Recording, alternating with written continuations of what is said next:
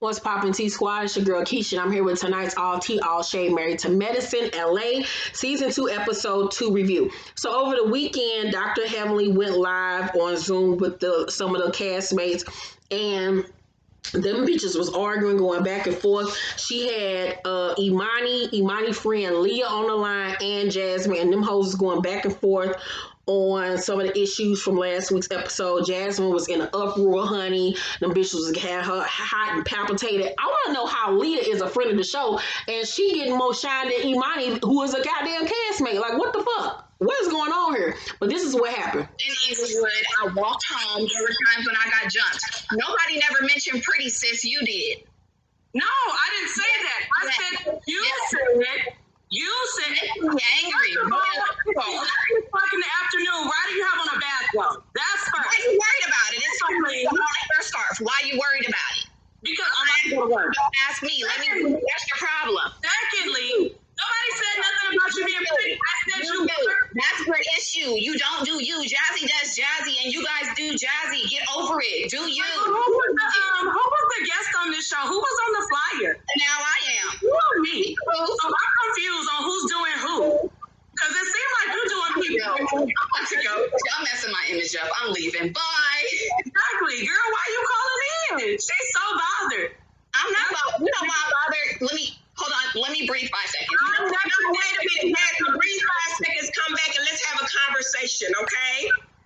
Is that okay? I never said that. Let's be clear. And I'm gonna mute the mic. You got a colorism issue. I'm gonna let her talk too, okay? You ready to talk, Jazmin? Yeah.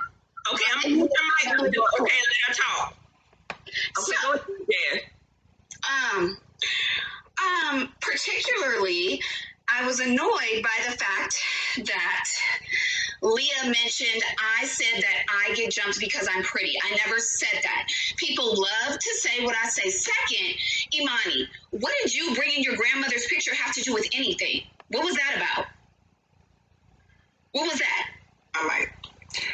So if you would have watched and listened to the conversation. You're belittling me by saying that because I quite frankly was. How do you think? I think so. I'm sorry. Wait, I'm belittling you, but you have a fucking degree in belittling. So let's just stop all that shit. That's why that's a master's. So the reason why I brought my grandmother's picture, and I actually my son actually came to the room at the same time, is because Heavenly asked me, do I think that I know I have had issues because of I'm brown skin and you're light skin? And I was like, most of my family's light skin. Why is not the reason why we have had issues? Because the answer to the question I just was explained no. it, but I mean, There was no Okay, so them hoes is going back and forth, child. And I was like, y'all are real angry for it to be in the daytime. Like, what is going on? This is a lot much.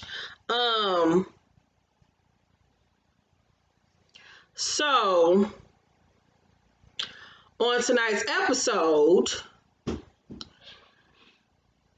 after the whole argument with who is that? Imani and Jazmin, they decided to go off to themselves, by themselves, and talk. So Jazmin tells her that, you just go so hard, like you're just so hard when it comes to me. And Imani say, I have been betrayed by the closest people to me. My dad abandoned me and my mom. Anytime things go slightly left for me, I will drop someone in a moment because my dad did that to me. Girl, you too old for that to be your excuse for not liking this girl and getting into it with her. Ain't you supposed to be a goddamn psychologist or therapist or whatever? You know that there's a damn cop out. You are a grown ass woman. Your daddy issues ain't got shit to do with you not liking her. Stop it.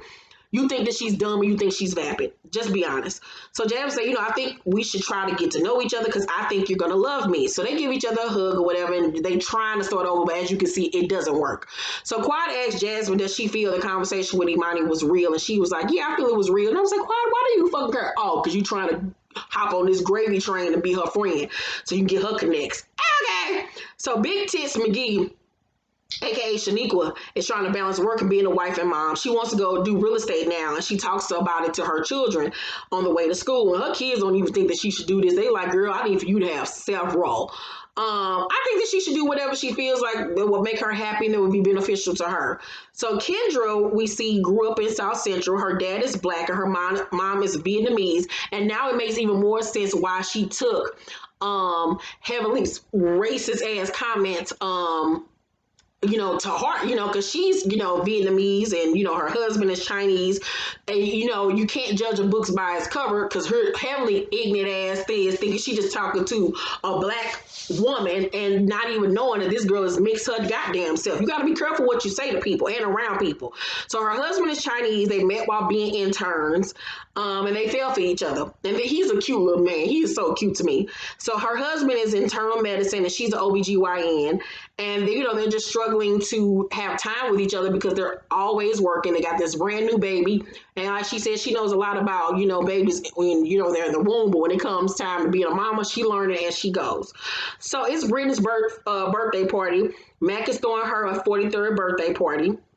Contessa comes over to their crib to get ready with her, and the topic of him not sleeping in the bed comes up. The kids always want to sleep with Britten, and I find that to be a problem. Girl, them kids ain't 5. I mean, they ain't even 4. Them niggas is like damn near 10, and they still sleeping in the bed with you. That's a problem. That is a problem. I feel like you use that as an excuse not to be intimate with your husband at this point. Something is going on that's way deeper than this issue that you're kicking your husband out and making him sleep in another bedroom for these big ass kids. Girl, if you don't get your goddamn life and go make that grown ass nigga go sleep in his goddamn room, it's either you fucking somebody else or you just don't see it for Mack no more. And I would be like, how you don't see it for Mack fine ass? I fuck him if you don't want to. Somebody else gonna be fucking your husband in a minute. Keep on playing. Bitches like you crack me the fuck up. So the setup, however, that he made up for her party was gorgeous. It was so cute. Big Tits McGee shows up. I really liked her outfit from afar. Up close, not so much. Heavenly and them shoes were the Leaning Tower of Pisa. I hate to see girls walking around with them high ass heels on. They leaning over to the side because they don't know how to walk in them sons bitches. I was surprised that she didn't fall over and that the heel didn't break. Like, them motherfuckers was leaning, my nigga. Them motherfuckers was doing a lean back on this motherfucker. I was like, Heavenly, you ought to be a goddamn shame. So Heavenly is scared to meet Kendra's husband because she said what she said about him. He didn't really care about what the fuck she had to say about him anyway because everybody ain't ignorant like her dumb ass. So Imani arrives and she and Jazmin give each other a hug. Jazmin once again ain't trying to eat none of the food that's seasoned. Bitch, I know you lightheaded half the time. I know you be lightheaded.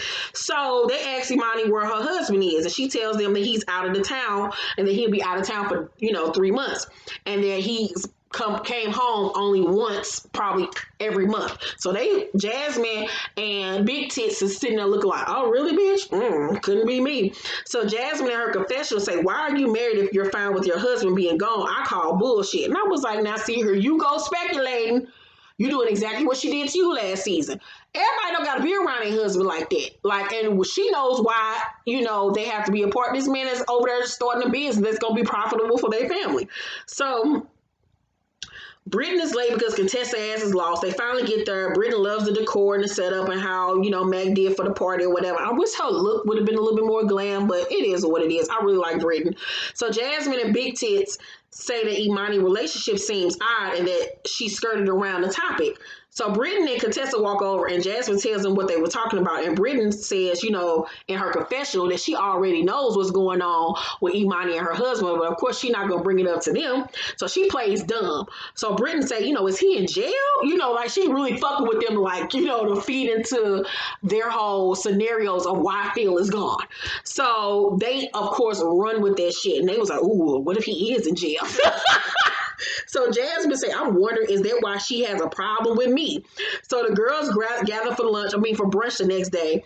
Jazmin asks the girls, have they liked their stay, being in her, house or whatever. Heavenly, gives her praise that she loved everything. And then here come Quiet talking about some, I really like what you're trying to do with everything. A couple of suggestions. You should have a toothbrush here, a wastebasket, curling irons and things. All great ideas. I 100% agree. If you're going to have establishments like that where people can come and stay, you want to treat it like a hotel, make sure they have everything that they need with the accommodations. But bitch, when you getting this trip for free and you getting this house for free, shut the fuck up. Nobody asked you. Just be gracious. Wrong time. So, and from the wrong person. So Heavenly say, you're beautiful, right? And when you see beautiful people, you automatically assume they're not going to be bright.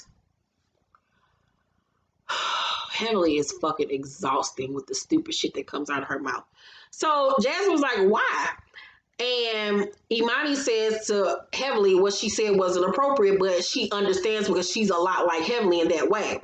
Everyone disagrees, like you're not like Heavenly at all. Contessa say if you were in need and you need a friend, are you the kind of person that will say they need a friend? Imani's like, no, I'll just be like, I'm fine or whatever, which says a lot about Imani and her friendships and her not being able to trust people. So, Jazmin feels some type of way that people won't question Imani about her marriage, but they question hers. Britten and her horrible lipstick. I hated that lipstick on Britten. She was too pale for that shit. And Imani go for dinner. Imani tells her she and Phil are in Essence magazine that month, but for separate reasons or whatever. So he's in Oklahoma because he's starting a weed dispensary there that's opening up in a few weeks, and he was featured in Essence. So Britten tells her that she's been the topic of conversation via Jazmin and Big Tits. Over at Jazmin Mansion, she and Big Tits over there drinking. And I remember last week when Imani said the bitch don't eat, but she drink all the time. And I was like, ooh, evidence. So Big Tits says that Imani is being fake about her marriage and that he might be over her ass.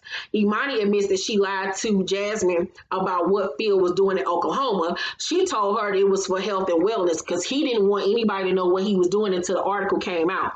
Britten said, do you feel that the comments you made about her will come back to haunt you? Remember last season, she said that her husband looked like a drug dealer, that their house looked like a drug dealer's house. So Imani said, I was talking about decor, not her husband. Same thing. Semantics. Jazmin says she's a hypocrite. Big T said, we're going to call a bitch out. And then the episode goes off. Child, I was like, this is what this whole season going to be about. I don't know how I'm going to be feeling this. I need some other drama to be going on. I need for some other bitches to start fighting because I don't want the storyline from last season to be the storyline for this season. Overall, though, it was a cute little episode. I give tonight's episode a C plus.